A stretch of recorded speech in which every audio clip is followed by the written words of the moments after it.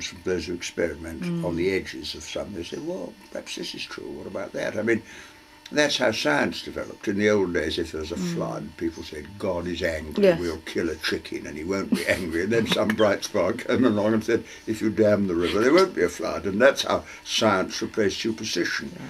But you have to recognise that new ideas are very threatening to people with old ideas.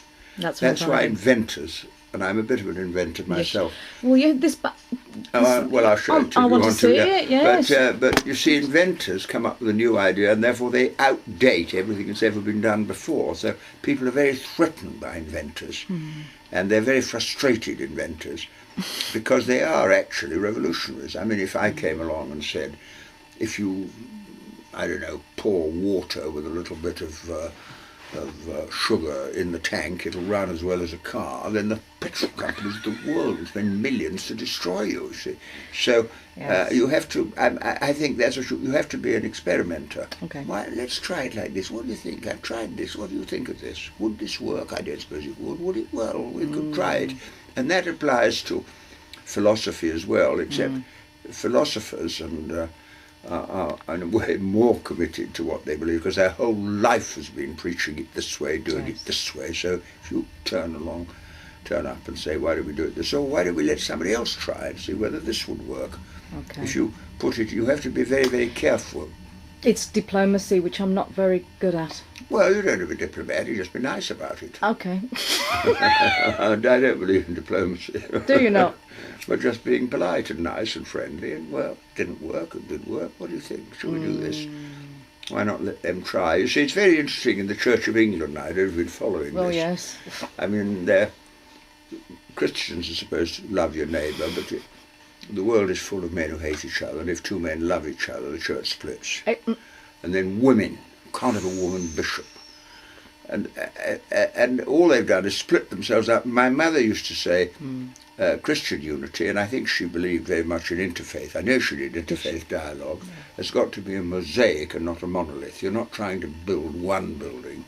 You're trying to discover how it's done and put it all together into a pattern and see that each has a contribution to make, a strength to make, a strength to add. And if you do that, It works. there were some people who'd be angry with you, but then you have to lump that, you have to take that. And that's how you hold your centre, because how I perceive you've held your centre with dignity, and yet you're still able to be controversial. Well, you try not. Don't make it special about me. Oh, Everything I've learned from other people. But I mean, I was the most dangerous man in Britain. Now I'm becoming a sort of national treasure, and that's very corrupting. I had a death threat the other day. I was so pleased. I told you before. I had one a year ago, and I was so pleased that someone still thought it was worth killing me. So why are they so scared? Pardon? Why do they feel the need to? Well, I don't know, but it gave me a feeling I'm still saying something that's frightening somebody. But that's amazing. Well, I had lots of them. I probably told you all this before. No. But a man wrote to me once, said he'd kill me, and he gave his name and address. Did I tell you this? No, you didn't.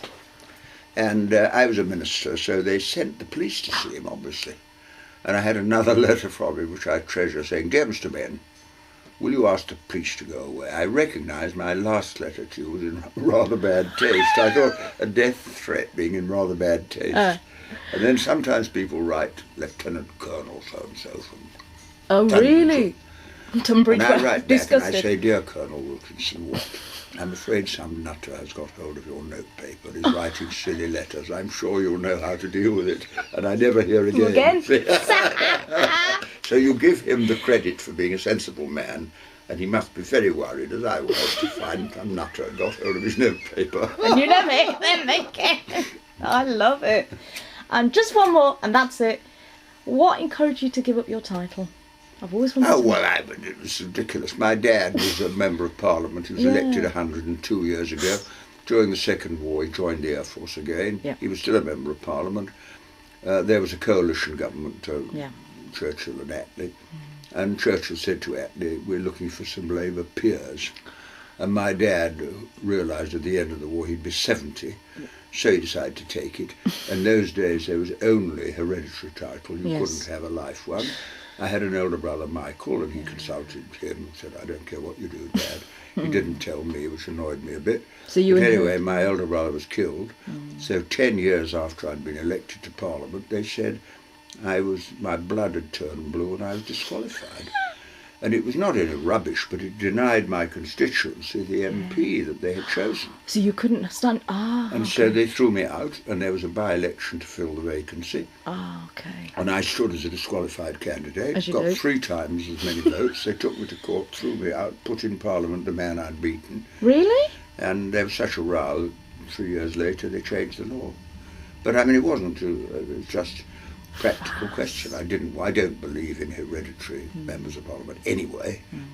I mean, to take a parallel, if you went to the dentist and just as he began drilling your tooth, he said, I'm not a dentist myself, but my father was a very good dentist, you'd leap out of the chair.